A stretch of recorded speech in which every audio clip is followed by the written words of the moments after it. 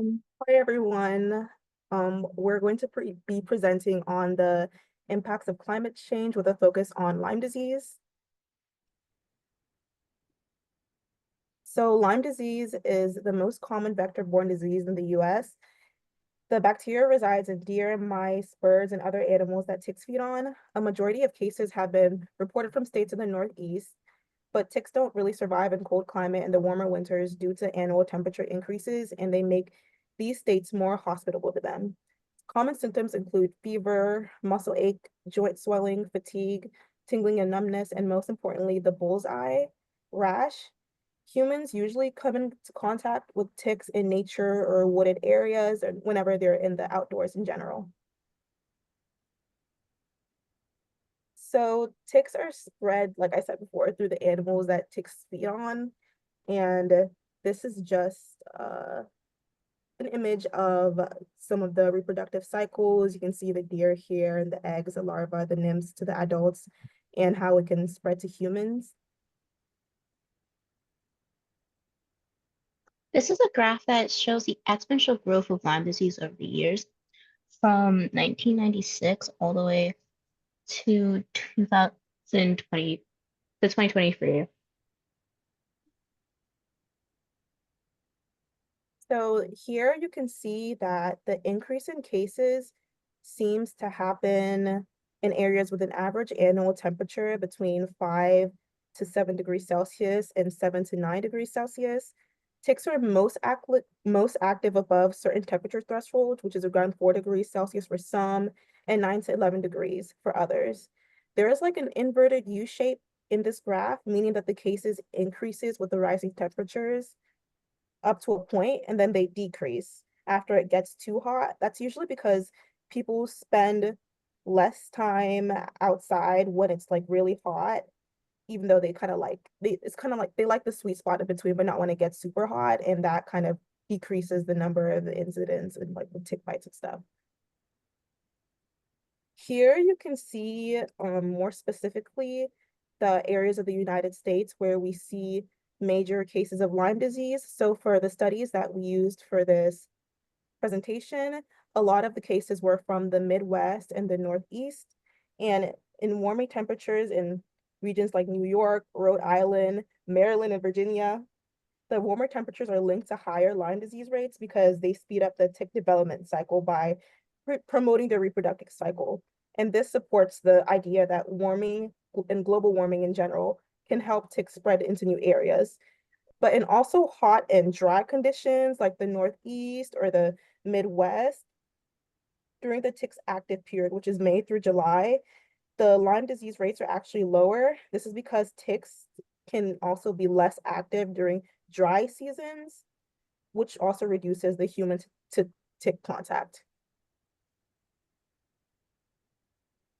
Here you can see models of climate change scenarios done by the studies. So in like the Northeast, where you see in this red area, the in like the scenario that we keep going on at our rate of global warming and climate change keeps increasing, you can see that the number of Lyme disease cases could increase by about 24,000, but it could range anywhere from 2,000 to 45,000. That's why like the swidest line is like really big. And by the years 2090 to 2100, the increase could be about like 61,000 cases, but that number could also be as low as 34,000 or as high as 89,000. All of the regions, as you can see, saw kind of minimal changes given like the moderate scenario, but no areas didn't like the areas didn't really see, no areas here really saw as drastic as an increase.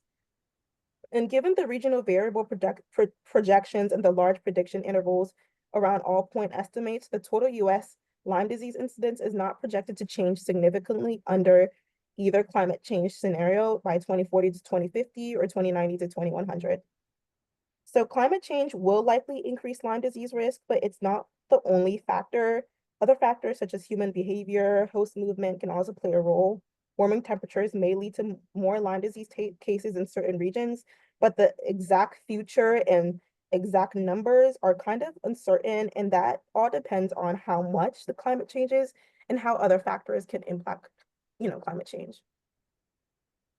So, in addition to the direct impact of climate change and global warming on tick activity, where rising temperatures make them more active for longer periods of the year, there are also a lot of indirect effects. For example, as temperatures increase, the hosts, the mice, deer, and other wildlife, can expand to new regions and carry with them those vectors of disease. In addition, as the cover of land coverage changes, more animals are forced out of their homes and into new areas where they carry those vectors with them. A lot of the research currently on some species of ticks comes from Canada because they're currently seeing one of the largest changes in tick location. As you can see from the first image, in the recent past, that's leading up to around 2005, the tick population was almost entirely limited to the very southern tip of Canada. However, in the near future, that's even the present now, up until 2050, that covers a much larger portion of Canada. And in the far future, it seems that almost the entire country will be covered in areas where ticks can easily inhabit. However, this isn't true of all ticks. Some ticks that live further southwest in the US are also going to expand upwards. As you can see from this image, the Gulf Coast tick, which previously lived in Florida and Alabama and Georgia, has started expanding its region. Since then, it's expanded into over 9 states, including holdouts in the populations in Arizona. In addition to North America, tick projections are also planning to expand throughout Europe. Based on variety of projections, it appears that winter months are going to have significantly high tick populations, even though they are colder. And summer months are going to see very high risk of infection across almost every country in Europe. The changes are most significant in Western and Northern Europe. However, in Eastern Europe, as a result of a variety of factors, including changing land use and differences in human behavior and jobs, the risks aren't going to change very significantly. One huge contribution to Lyme disease and its spread is residents in areas previously without ticks not being aware of the dangers and how to avoid them. Education about how to dress, where to walk, and how to check for ticks may reduce the spread of Lyme disease. Also, keeping the public aware of updated tick distribution and education through videos.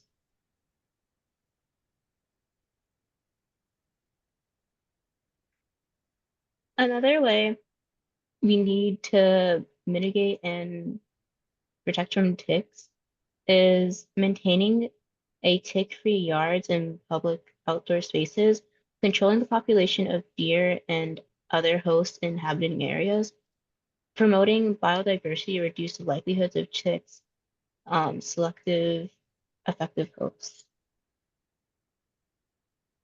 We also need more significant preventative actions coming through scientific and medical research.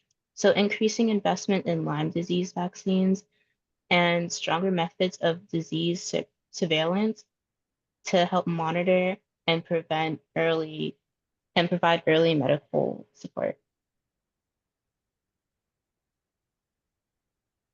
These are our sources cited. Thank you so much for listening to our presentation.